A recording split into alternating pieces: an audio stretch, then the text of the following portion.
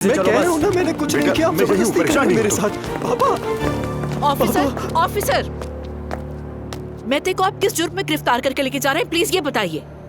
School के discipline board के रुकन सलजूक गुरबान की शिकायत पर मैं तो उनाल की फ्लैश ड्राइव में कानूनी जुर्म के दायरे में आने वाली नामुनासिब वीडियोस पाई गई हैं।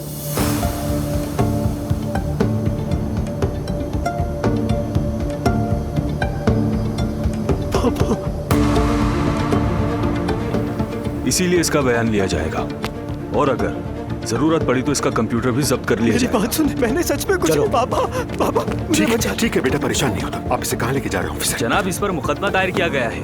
आप हमें अपना काम करने दें। जो कहना है थाने आ जाना। पापा मुझे बचा ले। इससे कुछ नहीं किया। वो कह रहा है मैं बेगुनाह, तो समझ क्यों नहीं आता आप लोग? क्यों ले जा रहे इसे? मेरी बात सुने, हम सिर्फ दी गई हिदायत पर अमल करते हैं। थाने जाकर सब वाजे हो जाएगा। सर मेरी बात सुने, मैंने कसम से कुछ नहीं किया। पापा मेरी थी,